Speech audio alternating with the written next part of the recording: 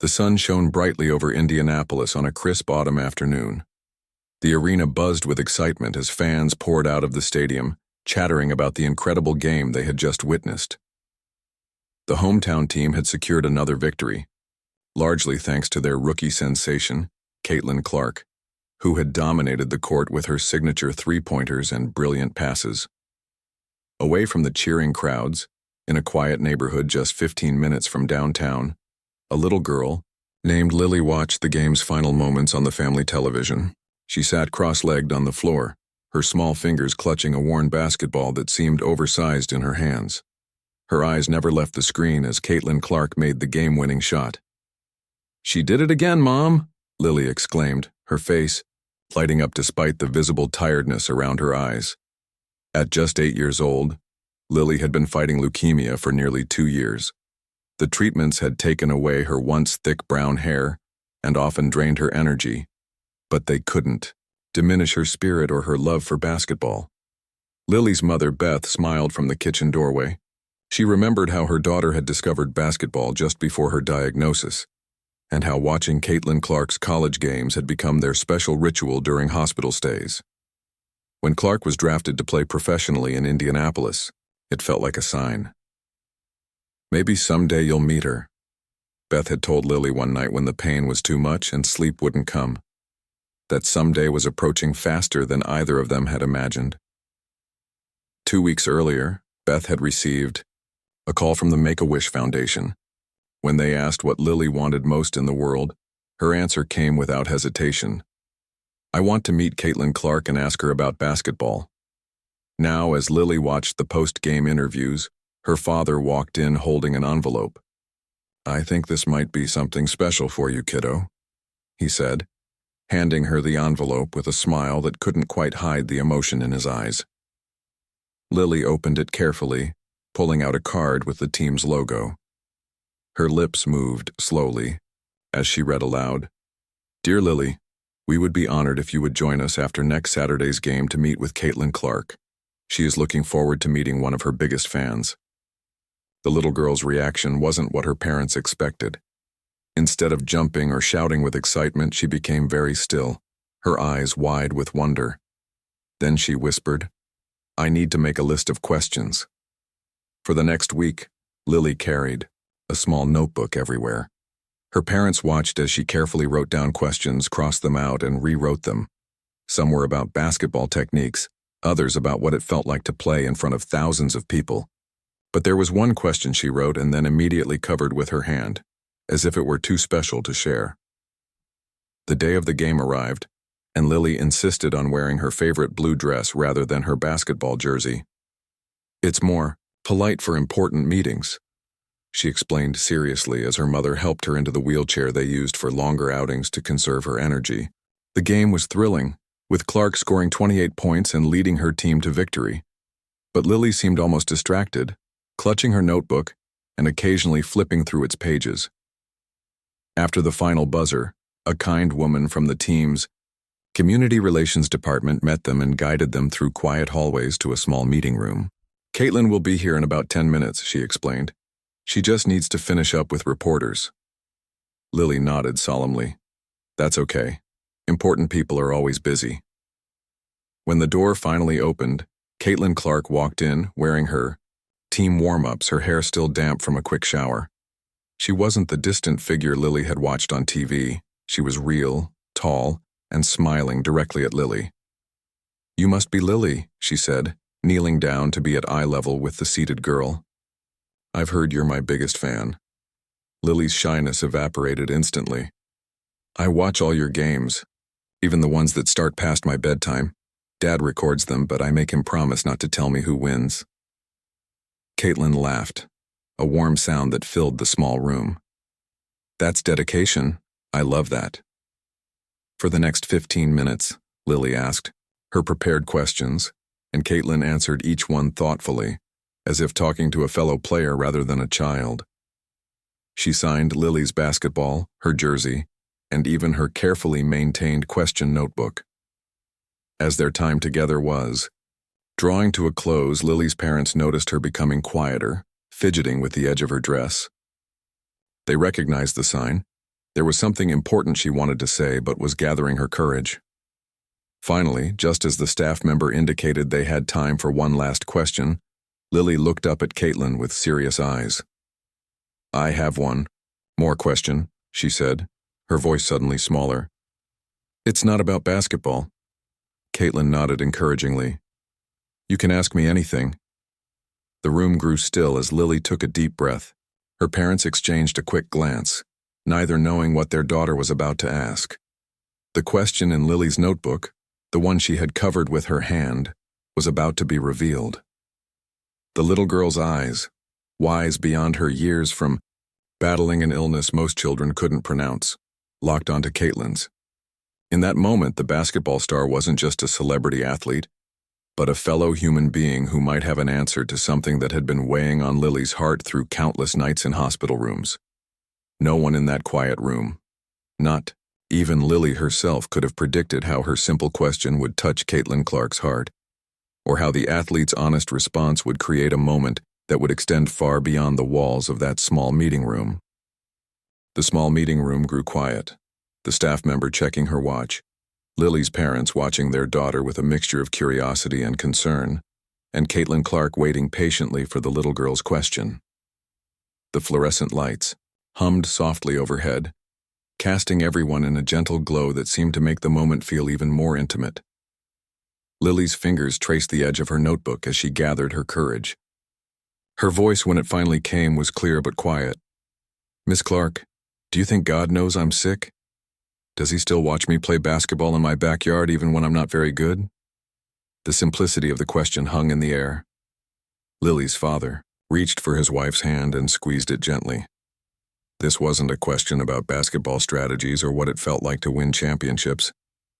This was the question of a child trying to make sense of her difficult journey.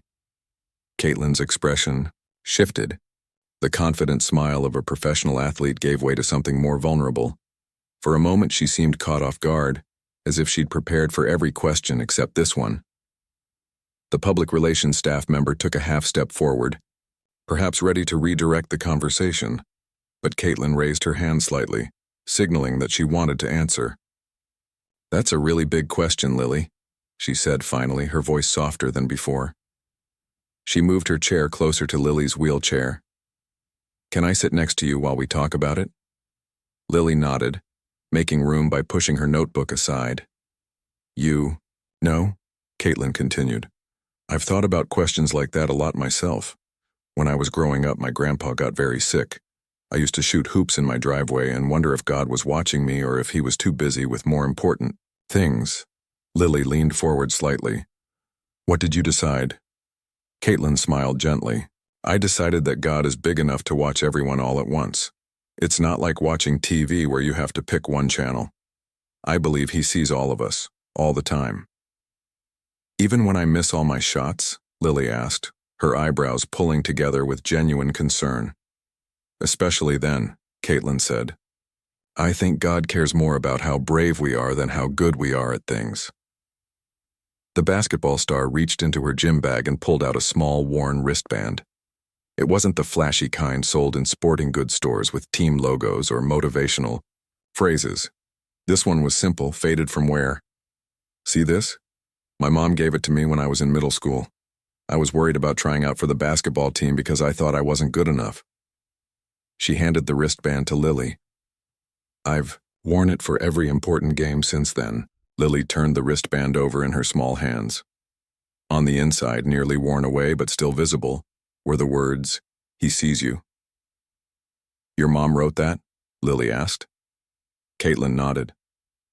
"She told me that whether I made the team or not, whether I scored 0 points or 100, God saw my effort and my heart. That mattered more than anything else." Lily's mother wiped a tear from her cheek. Her husband put his arm around her shoulders. "Can I tell you something, Lily?" Caitlin asked, leaning in as if sharing a secret. "Sometimes before really big games I still get nervous, and when I do, I remember that wristband and what my mom told me. It helps me remember that basketball is important to me, but it's not everything." Lily nodded solemnly, understanding passing between them. "So yes," Caitlin continued, "I absolutely believe God knows you're sick. And I believe he watches you play in your backyard. And I don't think he cares one bit whether your shots go in or not. He just loves seeing you play." The room was completely silent now. Even the PR staff member had stopped checking her watch. "How do you know for sure?" Lily asked, her voice barely above a whisper. It was the question that lurked behind her first one. The need for certainty in an uncertain world. Caitlin took a deep breath. "I don't know for sure, Lily. Nobody does. That's why they call it faith. But I can tell you this. When I'm playing my hardest, when I'm giving everything I have, I feel something special. Some people might call it being in the zone or having good focus, but to me, it feels like I'm being seen. Really seen." She gently took the wristband back from Lily and held it out. "Would you like to borrow this for a while? It's brought me a lot of comfort over the years." Lily's eyes widened. "Really? But don't you need it for your games?" Caitlin smiled. "I think you might need it more than me right now. And besides, I've worn it so much that what it says is kind of printed on my heart now." As Lily carefully slipped the wristband onto her thin wrist, Caitlin continued. "Maybe you can wear it when you play in your backyard, or during your treatments, just as a reminder." "A reminder of what?" Lily asked, adjusting the band so it wouldn't slip off. "That you're never alone on the court," Caitlin said simply. "Or anywhere else." Something in those words seemed to touch a deep place in Lily. Her eyes filled with tears, but they weren't tears of sadness. They were the tears of a child who, for a moment, felt truly understood. What happened next surprised everyone in the room. As Caitlin's own eyes grew misty, Lily reached up with her small hand and gently touched the basketball player's cheek, as if to comfort her. "It's okay, Miss Clark," Lily said softly. "I think he watches you play too." The professional athlete, who regularly performed under the pressure of national television cameras and thousands of screaming fans, found herself speechless in the face of this child's compassion. The question that had begun this conversation was profound, but Lily's response to Caitlin's emotion was even more so. In that moment, the lines between star athlete and young fan, between teacher and student, blurred completely. The moment stretched between them, delicate and profound. Caitlin took a deep breath and gently placed her hand over Lily's smaller one, which still rested against her cheek. "You know something?" Caitlin said, her voice steadying. "I came here, thinking I was going to inspire you, but I think you're the one inspiring me." Lily's mom fumbled in her purse for tissues, passing one to her husband before using one herself. The PR staff member had stepped back toward the wall, giving them space, her professional demeanor softened by what she was witnessing. Caitlin shifted her chair even closer to Lily's wheelchair. "Can I tell you something I don't usually talk about in interviews?" Lily nodded eagerly, her eyes bright with both tears and curiosity. "When I was about your age, maybe a little older, I used to get really nervous before games. Not professional games, just school games and stuff." Caitlin smiled at the memory. "My stomach would hurt so bad that sometimes I'd think I was going to throw up." "Did you?" Lily asked, her nose wrinkling slightly at the thought. Caitlin laughed. "Almost, a few times. But my dad taught me something that helped. He told me to close my eyes before each game and picture someone sitting in the stands who was only there to watch me play. Not to judge how good I was or count how many points I scored, but just happy to see me doing something I loved." "Like God?" Lily asked, making the connection immediately. "Exactly like that," Caitlin said with a nod. "Dad said it didn't matter if I believed it was God, or an angel, or just someone who loved me no matter what. What mattered was remembering that my worth wasn't tied to how well I played." Caitlin reached into her gym bag again and pulled out a small, worn book. Its cover was soft from handling, the corners rounded from years of being carried around. "This is my journal from when I was in college," she explained, opening it to show Lily the handwritten pages. "Before every big game, I'd write down my fears, all the things I was worried about. Missing shots, letting my team down, looking foolish on TV, whatever was scaring me." She flipped through a few pages, then stopped at one that had a small drawing in the margin, a stick figure sitting on what looked like bleachers. And then I'd draw this little figure watching me, just as a reminder of what my dad taught me, that someone was there just to see me play, win or lose. Lily stared at the simple drawing with fascination. Does it help? It really does, Caitlin said. When I remember that I'm more than just a basketball player, I actually play better. And when things don't go well, because sometimes they don't, even for professionals, it doesn't crush me the way it used to. She closed the journal and handed it to Lily. I'd like you to have this. Lily's parents exchanged shocked glances. This wasn't a piece of merchandise or a signed photo. This was something personal, private. But it's yours, Lily said, hesitating to take it. Your special book. Caitlin smiled gently. I've filled this one up. I have new ones now. But the lessons in here, they're meant to be shared. And I think you're exactly the right person to share them with. With reverent care, Lily accepted the journal, holding it as if it were made of glass. There's blank pages in the back, Caitlin continued. Maybe you can use them to write about your own games or your treatments, or just days when you need to remember that someone's watching over you. Lily opened the journal to the back, finding several empty pages. I could draw pictures too? She asked hopefully. Absolutely, make it your own. Lily's father cleared his throat, clearly moved by the exchange. Caitlin, that's incredibly generous, but we can't. Please, Caitlin interrupted gently. I want her to have it. Some things are meant to be passed along. She turned back to Lily. Just promise me one thing. What's that? Lily asked. Someday, when you find someone else who needs to hear this message, you'll share it with them. Not necessarily the journal itself, but the idea. The reminder that we're never alone, even when it feels like we are. Lily nodded solemnly. I promise. The PR staff member stepped forward again, glancing apologetically at her watch. Caitlin acknowledged her with a small nod before turning back to Lily. I have to go soon for a team meeting, but I'd love to know.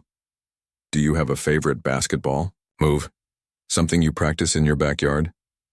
The question brought a smile to Lily's face, lighting up her features. I love trying to do crossover dribbles like you do, but the ball always gets away from me.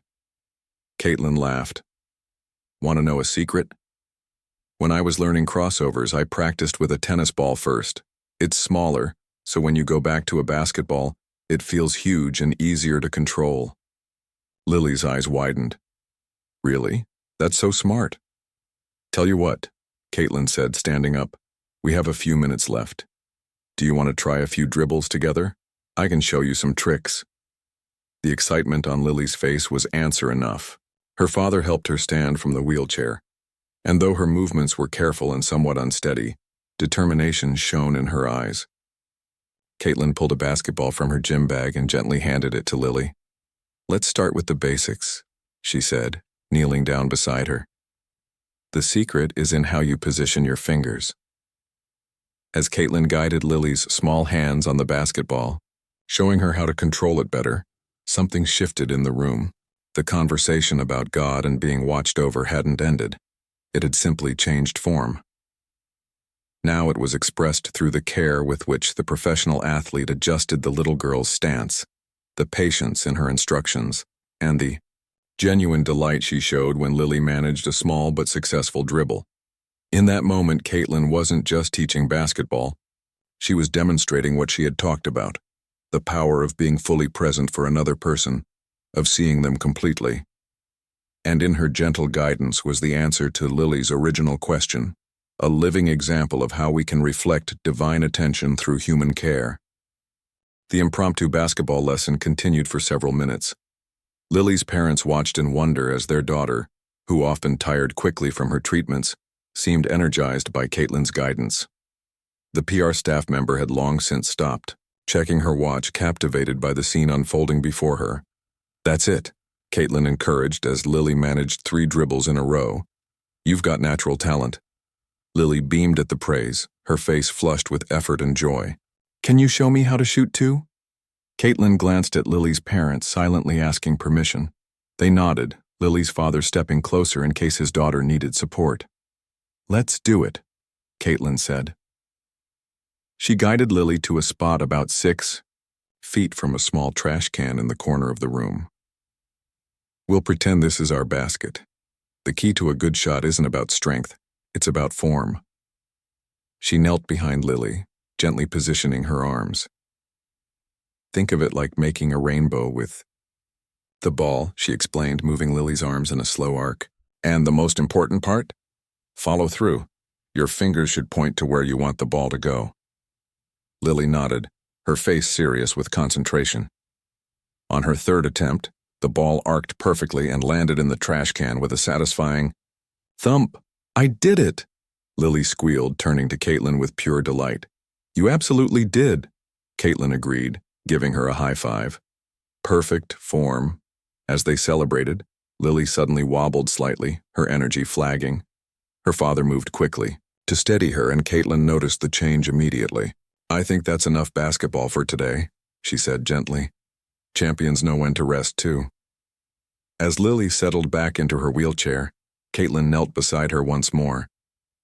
"Thank you for playing with me today," she said, her voice sincere. "It was one of the best practice sessions I've ever had." Lily looked confused. "But you didn't practice at all. You were just helping me." Caitlin smiled. "There are different kinds of practice, Lily. Sometimes we practice shooting or dribbling. But today I got to practice something even more important, remembering why I love this game in the first place." The PR staff member finally stepped forward. "I'm so sorry, but we really do need to wrap up. The team is waiting." Caitlin nodded, in understanding before turning back to Lily. "Before I go, can I ask you something?" Lily nodded eagerly. "Would it be okay if I prayed for you sometimes? Before my games or practices?" Caitlin asked. "It would help remind me to keep things in perspective." The question caught everyone by surprise, Lily's parents, the staff member, and even Lily herself. It was unusual for such a high-profile athlete to make such a personal request, especially in an age where public figures often kept their faith private. "You would pray for me?" Lily asked, her voice small with wonder. "I would," Caitlin confirmed. "If that's okay with you and your parents." Lily's mother wiped away another tear. "Of course it's okay." Lily thought for a moment, then reached for her new journal, Caitlin's gift. She opened it to one of the blank pages in the back and held it out. "Could you write down your prayer, so I can read it when I get scared at the hospital?" Caitlin took the journal and a pen offered by Lily's father. For a moment she was very still, gathering her thoughts. Then she began to write, her handwriting neat and deliberate. The room was quiet, except for the soft scratch of pen on paper. "When," she finished. She didn't immediately hand the journal back. "This isn't just words, Lily. This is a promise between us." Lily nodded, understanding the weight of the moment. Caitlin returned the journal, and Lily clutched it to her chest without reading what was written. Some things were meant for later, for private moments when courage was needed most. As they prepared to say goodbye, an unexpected voice broke the silence. It was the PR staff member, who had been quietly observing the entire exchange. "Ms. Clark," she said, her professional tone softened with emotion. "I know we need to get you to your team meeting, but would it be possible to take a photo? For Lily? We normally don't do this outside of official functions, but—" "Of course," Caitlin agreed immediately. "I'd love that." As Lily's father positioned himself with his phone camera, Caitlin had an idea. "Wait," she said, reaching for her gym bag one more time. She pulled out her own phone and handed it to the PR staff member. "Would you mind taking one on my phone too? This is a day I want to remember." The significance of the request wasn't lost on anyone in the room. This wasn't just a routine meet and greet for Caitlin. It had become something meaningful, something worth preserving. They gathered together for the photo, Caitlin kneeling next to Lily's wheelchair, both of them holding the basketball between them. But just before the camera clicked, Lily turned to Caitlin with sudden urgency. I just realized something, she whispered, though everyone in the small room could hear her. When you play your games and I watch on TV, yes? Caitlin prompted gently when Lily paused. That's like me watching over you, isn't it? Like what we talked about? So even though you're the famous one, I'm kind of looking out for you too. The insight, so simple yet profound, caught Caitlin off guard. Her eyes filled with tears again, but this time she didn't try to hide them. They weren't tears of pity or even sympathy. They were tears of recognition, of seeing and being seen. You're absolutely right, she managed to say. That's exactly what it's like. The camera captured that moment, not a posed, perfect smile, but a raw instance of connection. Caitlin with tears on her cheeks, Lily looking up at her with the wisdom that sometimes comes to those who face life's greatest challenges at a young age. It wasn't the kind of photo that would ever appear on a sports website or in a team publication. It was something far more valuable. A snapshot of what happens when people truly meet each other beyond titles and circumstances. As they finally said their goodbyes, promises were made to stay in touch. But something more important than future, plans had already been established, a moment of genuine human connection that neither would forget. The drive home from the arena was quiet. Lily sat in the back seat holding the journal Caitlin had given her, occasionally running her fingers over the cover. She hadn't yet read what Caitlin had written. That was something she wanted to save, for when she really needed it. Are you tired, sweetie? Her mother asked, turning to look at her from the front seat. Lily shook her head. Just thinking. Her father caught her eye in the rearview mirror. What about? About how Caitlin said she'd pray for me, Lily replied, and how I'm going to watch her games differently now. Her parents exchanged glances, understanding that something profound had shifted for their daughter. This wasn't just about meeting a basketball star anymore. It was about connection, about being seen in the fullness of who she was, not just as a sick child, but as someone whose thoughts and questions mattered. The next morning, Lily's mother was surprised to find her daughter already awake and writing, in the journal. Normally, the mornings after treatment days were difficult with Lily needing extra rest, but today, there was a new energy about her. What are you writing? Her mother asked, setting a glass of juice on Lily's bedside table. I'm making a list of all the people I want to watch over, Lily explained, like how Caitlin and I talked about. People who might need someone to see them. Her mother sat on the edge of the bed, looking at the careful list Lily was creating. There were the expected names, her parents, her doctors, her friends from the hospital. But there were others too. The nurse who always seemed tired, the boy in the waiting room who never spoke to anyone, the older man who cleaned the hospital floors at night. That's a lot of people, her mother observed. Lily nodded seriously. Caitlin said God is big enough to see everyone at once. But I think sometimes people need to know that other people see them too. So I'm going to practice. 3 days later, during Lily's next treatment session, a package arrived at their home. Inside was a game ball from Caitlin's most recent match, a game where she'd scored a season-high 32 points. Attached was a note card with Caitlin's handwriting. Was thinking of you during this game. Your watching over me must have worked. CC. Lily insisted on bringing the ball to her next hospital visit, showing it proudly to the nurses and doctors. But what her parents noticed was how she began to really see the people around her, asking the tired nurse about her day, offering a smile to the quiet boy, thanking the night janitor by name when they crossed paths. Word of Lily and Caitlin's special connection began to spread quietly through the hospital. It wasn't splashed across social media or mentioned in press conferences. It was something more meaningful than that. A private friendship that was changing, both of them. 2 weeks later, Lily had a particularly difficult treatment session. The pain was worse than usual, and for the first time since meeting Caitlin, her spirit seemed dampened. That night, as her mother tucked her into bed, Lily finally opened the journal to the page where Caitlin had written her prayer. Her eyes moved slowly across the words, and then she began to cry, not tears of pain or fear, but tears of being deeply understood. She handed the journal to her mother, who read silently, "Dear God, Thank you for letting me meet Lily today.